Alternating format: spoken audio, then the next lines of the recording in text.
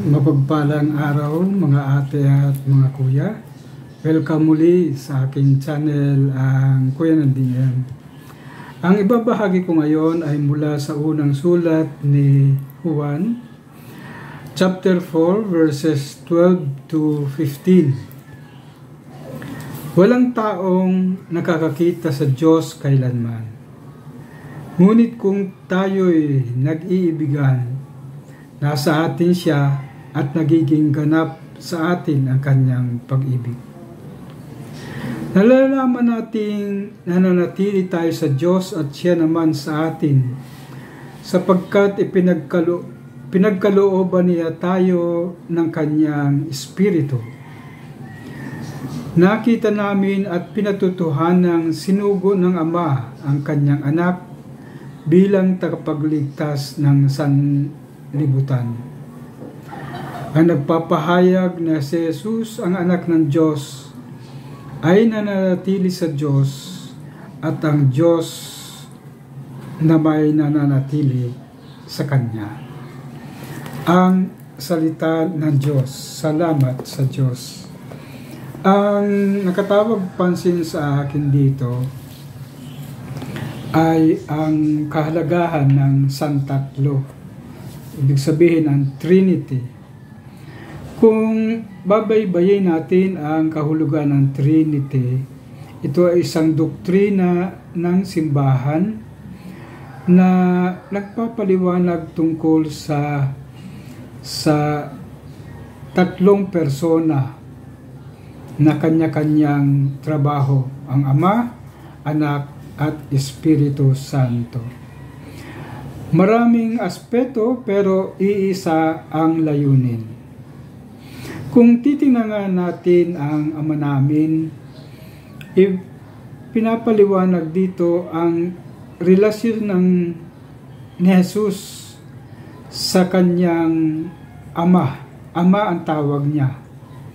Isang Ama na maaasahan sa sandali ng buhay, na siyang ating pinagkukunan ng lakas. Isang Ama na mapagkalinga, isang Ama na maunawain, at isang Ama na mapagpatawad. At ang anak naman, ang pangalan sa anak ay Emmanuel. Ibig sabihin, kasama natin lagi ang Diyos. Isang Diyos na hindi tayo iiwanan. Walang iwanan, ang sabi nga. Kaya ang Espiritu Santo ang nagbibigay ng liwanag sa atin, nagbibigay ng pag-asa, at patuloy na nagmamahal sa atin dahil siya ang gabay at liwanag sa ating daan.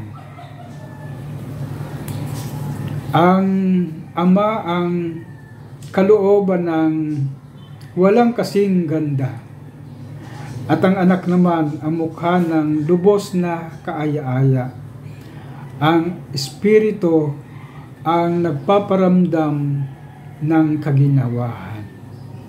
Sana'y ang ating pagkukrus ay isang sanhi ng pagmamahal at pagpapakita ng pag-asa at kaginhawahan sa ating buhay. Manalangin tayo. Panginoon namin Diyos, maraming salamat sa iyong pagpaparamdam sa amin ng iyong walang hanggang pagmamahal. Ang iyong pagkatao, ang iyong pagka-Diyos, at ang iyong Espiritu ang nagbibigay sa amin ng pag-asa at liwanag sa aming pang-araw-araw. Ang lahat ng ito ay pinasasalamatan namin kaysa ng Espiritu Santo magpa sa walang hanggan. Amen.